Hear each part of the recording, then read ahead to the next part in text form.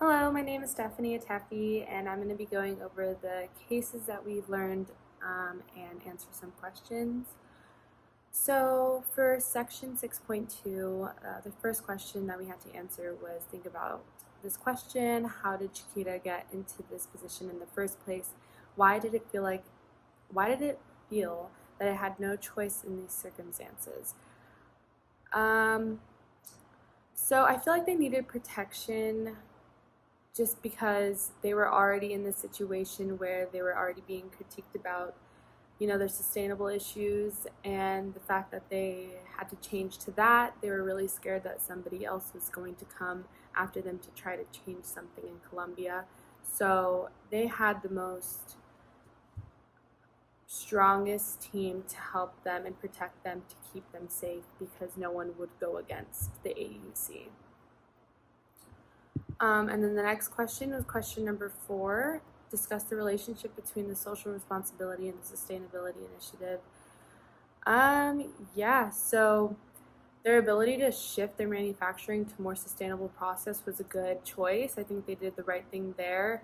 But when they started to pay a terrorist group to help protect them, and like the terrorist group created horror and would created horror in Colombia and America.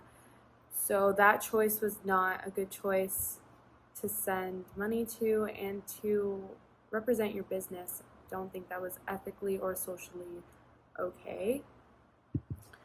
And then moving on to the next section for section point 8, the question was if you had been an executive with Nestle, would you have changed your marketing approach after the boycotts began? Yes, I think it's unnecessary that they had to dress women as nurses and call them milk nurses when they were not even licensed. I think that was a bad idea, and I think that if I was the executive there, that would have not happened. It would have been put on hold until maybe we got the formula correct, instead of just pushing out this "we're good," like great start or good start, and all of that was unnecessary in my opinion. And lastly, if you were a hospital administrator, what policy would you adopt on discharge hacks? So if I worked at the hospital, I don't think I would suggest the baby formula at first, because there is other options. I don't think a baby is used to having baby formula, so I don't think as like a hospital administrator that I would push those things, especially because it sounds kind of commercial and inauthentic, and you don't want to push that onto a mother who just had their child. So I don't think I would push baby formula onto mothers, especially if they don't need it.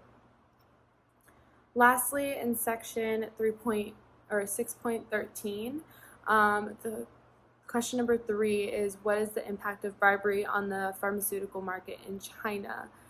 The impact that happened from the bribery was it landed GSK in a dark hole, having them let go of 110 employees and get them all fired, get fined $500 million for the bribery, and had to pay $20 million to the SEC.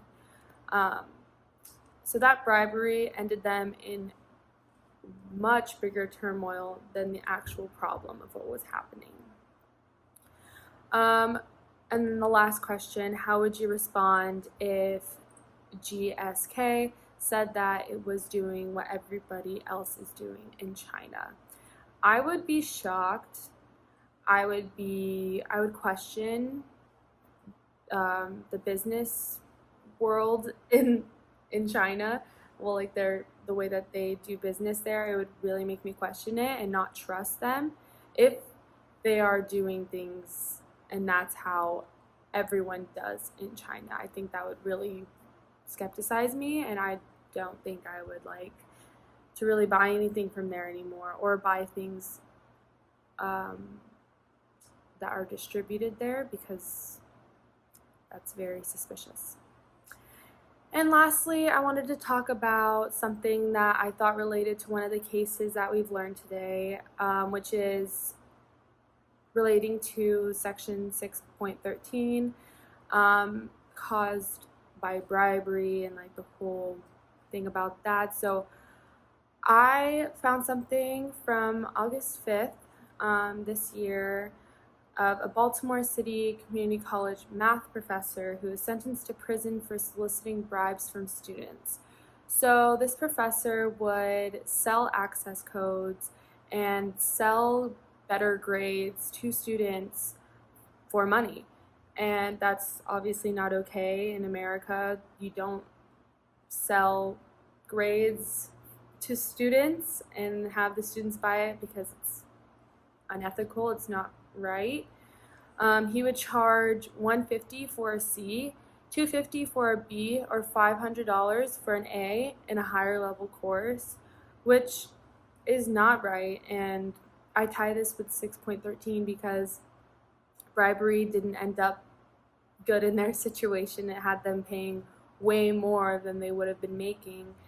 And as for the Baltimore City Community College math professor, him going to the lengths of faking his name as a fake dean just to get these students to pay the amount for the grades is not right.